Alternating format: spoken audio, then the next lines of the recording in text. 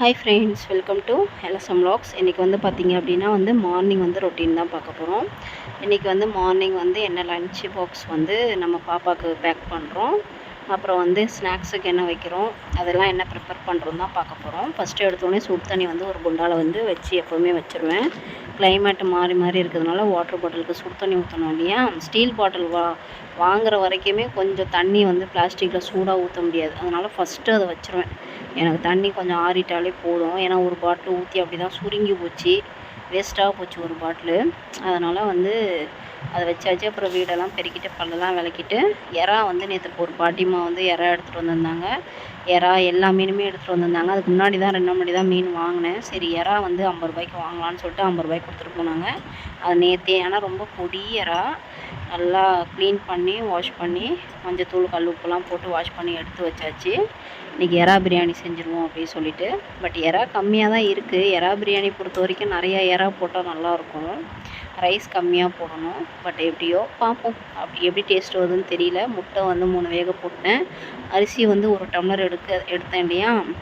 அந்த 1 டம்ளருக்கு 1 டம்ளர் தண்ணி நம்ம அளந்து ஊற்றிக்கலாம். அரிசி நான் 2-3 தடவை நல்லா வாஷ் பண்ணி எப்போயுமே தண்ணி அளந்து வச்சுருவேன். எனக்கு அதுதான் ரொம்ப ஈஸியாக இருக்கும். அது பாட்டுக்கு ஊறட்டும் அப்படின்னு சொல்லிவிட்டு. அதுக்கு அரிசி பாஸ்மதியை பொறுத்த வரைக்குமே நீங்கள் ரொம்ப நேரம் ஊறி அந்த தண்ணியை கீழே ஊற்றிடக்கூடாது. அந்த ஃப்ளேவர்லாம் அதில் போயிடும். எப்போவுமே கழுவிட்டு நல்லா இருத்துட்டு தண்ணி ஊற்றி ஊற வச்சு அந்த தண்ணியவே அது கூட அரிசியோடு அப்படியே ஆட் பண்ணிடுங்க. அப்போ தான் நல்லாயிருக்கும். அப்புறமா தக்காளி வெங்காயம்லாம் கட் பண்ணி எடுத்து வச்சிடலாம். 2 தக்காளி, 1 பச்சை மிளகா, 2 வெங்காயம். ஒரே ஒரு பச்சை மிளகா போதும். ஏன்னா பாப்பாக்குன்றதுனால நான் காரம் கம்மியாக தான் செய்வேனே. ரொம்ப காரம் ஹெவியாக போட மாட்டேன். புதினா கொத்தமல்லிலாம் ஆல்ரெடி ஆஞ்சி வச்சுருக்கிறதுனால முட்டை ஒரு பக்கம் வந்துட்டுருக்கு. புதினா கொத்தமல்லிலாம் நல்லா பொடியாக கட் பண்ணி எடுத்து வச்சுக்கலாம். தண்ணியில் போட்டு நல்லா மண்ணெலாம் இருக்கும், நல்லா வாஷ் பண்ணி எடுத்துக்கோங்க. அவ்வளோதான். அரிசி ஊற போட்டாச்சு ஒரு பக்கம். ஸ்நாக்ஸுக்கு வேறு ரெடி பண்ணணும். அவளுக்கு என்ன செய்யன்னு தெரியல. ஸ்வீட் கார்ன் இருக்குது, உருளைக்கிழங்கு போட்டு ஏதாவது பண்ணிடலாம் அப்படின்னு சொல்லிட்டு. சப்பாத்தி உருண்டை, நான் சப்பாத்தி சுடுறதுக்கு எனக்கு ஒரு 5 உருண்டை எடுத்து வச்சுருந்தேன். பட் ஆனால் ஸ்நாக்ஸு கேட்டா. சரி, டக்குன்னு அது ஞாபகம் வந்துச்சு. சரி, ஓகே, அப்போ அதை செஞ்சு கொடுத்துருவோம் அப்படின்ட்டு அதையும் இப்போ ரெடி பண்ணணும் டக்குன்னு. இப்போ பார்த்திங்க அப்படின்னா அந்த எறா ஒரு கிணத்துல போட்டிருக்கேன் இல்லையா. இது கூட தக்காளி கட் பண்ணி வச்சுருக்க வெங்காயத்தை தவிர எல்லாமே இது கூட போட்டு நம்ம எடுத்து வச்சிடலாம். அப்போ தான் வதக்கும் போது ஈஸியாக இருக்கும். தக்காளி, இந்த பச்சை மிளகா, இஞ்சி பூண்டு பேஸ்ட் 1 டேபிள் ஸ்பூன் எடுத்துக்கோங்க. அதுக்கப்புறமா கொத்தமல்லி, புதினா அதையுமே இது கூட ஆட் பண்ணிவிட்டு. தயிர் மட்டும்தான் கொஞ்சம் மிஸ்டேக் ஆகிடுச்சு. தயிர் நான் இருக்குதுன்னு நினச்சி மறந்து விட்டுட்டேன். தயிர் பார்த்திங்க அப்படின்னா தாளித்த தயிர் தான் இருக்கே தவிர தயிர் நார்மல் தயிர் இல்லை. சரி, தாளித்த தயிராக இருந்தால் என்ன, அதுவுமே பச்சை மிளகா இஞ்சிலாம் போட்டு தானே தாளிச்சிருக்கோம், கடுகுலாம் போட்டு. பரவாயில்ல, இருக்கட்டும். ஒரு 3 டேபிள் ஸ்பூன் தயிர். ஒரு பிரியாணி மசாலா நான் வீட்டில் எப்போயுமே ரெடி பண்ணி வச்சுருக்கேன். பிரியாணி மசாலா ஒரு 2 டேபிள் ஸ்பூன் ஆட் பண்ணிப்பேன். இதுதான் எனக்கு ரொம்ப பிடிக்கும். ரொம்ப டேஸ்ட்டாக இருக்கும் பிரியாணி.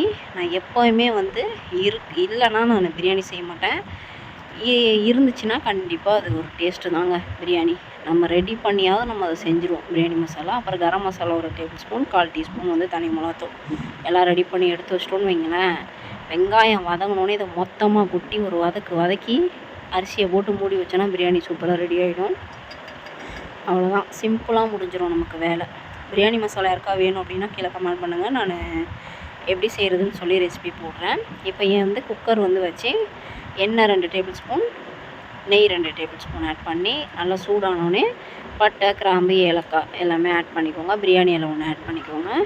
அப்புறம் இது கூட நம்ம அதை எடுத்து வச்சுருக்க வெங்காயமும் புதினா கொத்தமல்லி கொஞ்சம் ஆட் பண்ணி நல்லா பொன்னிறம் ஆகிற வரைக்கும் நம்ம வதக்கிக்கலாம். வெங்காயம் பொதுவாகவே நல்லா வதங்கணும் பிரியாணிக்கு, அப்போ தான் டேஸ்ட்டாக இருக்கும். ஆக்சுவலாக நான் குவான்டிட்டி அதிகமாக செய்வேன். எங்கள் அம்மா வீட்டுக்கு போனேன் அப்படின்னா டபராவில் செய்வேன்.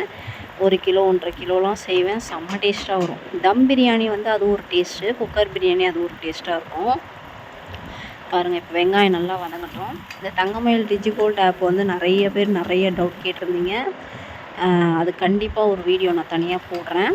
அது எப்படி அந்த ஆப்பில் போய்ட்டு நீங்கள் அப்ளை பண்ணணும், எப்படி பே பண்ணணும், என்ன பெனிஃபிட்டு அப்படி சொல்லி நிறைய கமெண்ட்ஸு, நிறைய டவுட் வந்திருந்தது. ஆனால் எல்லாருக்குமே நான் ரிப்ளை பண்ணிட்டு தான் இருக்கேன். அதுக்கு நான் தனி வீடியோ கண்டிப்பாக நான் எடிட் பண்ணி போடுறேன். எடுத்து வச்சுருக்கேன், பட் இன்னும் எடிட் பண்ணாமல் இருக்குது. இப்போ பார்த்திங்களா, வெங்காயம் நல்லா பொன்னிறமாக வதங்கிருச்சு. பாருங்கள், எண்ணெய்லாம் பிரிஞ்சு அப்படியே தனியாக நிற்கிது. இந்த டைமில் நம்ம எடுத்து வச்ச எல்லாத்தையுமே அதில் போட்டுருங்க. ரொம்ப ஈஸியாக இருக்கும். அப்புறம் உப்பு வந்து 1 டேபிள் ஸ்பூன் ஆட் பண்ணி அவ்வளோதான். இப்போ போடுற உப்பு தான், இதுக்கப்புறம் நான் உப்பு சேர்க்க மாட்டேன்.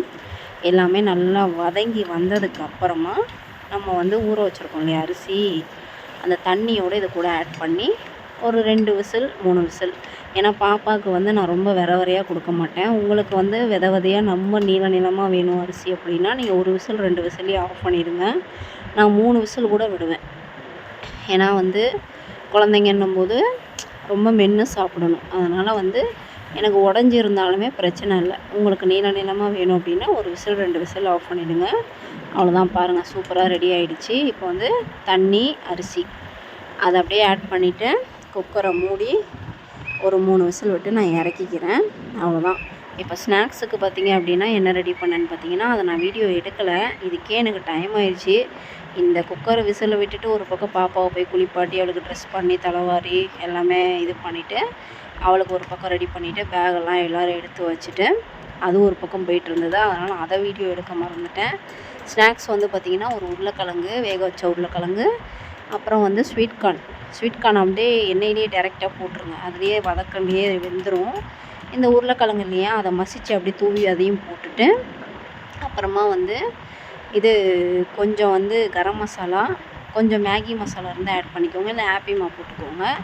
உப்பு, அப்புறமா வந்து இது அது என்னது சீஸு கடைசியாக துருவி போட்டுக்கோங்க. போட்டு நல்லா அதை ஒரு மிக்ஸ் பண்ணிவிட்டு சப்பாத்தி மாவு நல்லா தேய்ச்சி அதுக்குள்ளே இந்த ஸ்டஃப்பை வச்சு மேலே ஒரு சப்பாத்தி போட்டு நல்லா தட்டி தோசைக்கல்லையோ இல்லை ஒரு தவாலையோ போட்டு சுட்டு எடுத்துருங்க. சூப்பராக இருக்கும், நல்லாயிருக்கும் சாப்பிட்றதுக்கு. பாருங்கள், விசில்லாம் விட்டு பிரியாணி வந்து சூப்பராக ரெடி ஆகிடுச்சு. சூப்பராக வந்திருக்கு பிரியாணி. டேஸ்ட்டும் நல்லா தான் இருந்துச்சு. எறா பிரியாணியை பொறுத்த வரைக்கும் எறா அதிகமாக இருக்கணும், ரைஸ் கம்மியாக இருக்கணும்.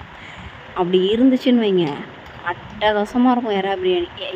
அப்படி ஒரு எறா பிரியாணி நீங்கள் யாருமே சாப்பிட்ருக்க மாட்டீங்க, அந்த மாதிரி இருக்கும். எறா பிரியாணியை பொறுத்த வரைக்கும் எறா அதிகமாக இருக்கணும், ரைஸ் கம்மியாக இருக்கணும். பட் நான் இப்போ செஞ்சது எறா கம்மியாக இருக்குது, ரைஸ் அதிகமாக இருக்குது. பட் ஓகே, எனக்கு நல்லா இருந்துச்சு டேஸ்ட்டு. அந்த பிரியாணி மசாலாலாம் போட்டு செய்யும்போது அது ஃப்ளேவராக சூப்பராக இருந்தது. இப்போ லன்ச் வந்து தயிர் வெங்காயம், ரைஸு, அப்புறம் முட்டை. இந்த ஸ்நாக்ஸுக்கு வந்து சப்பாத்தி, ஸ்டஃப்டு சப்பாத்தி, அப்புறம் 2 பருப்பி, முறுக்கு எல்லாமே கட்டியாச்சுங்க.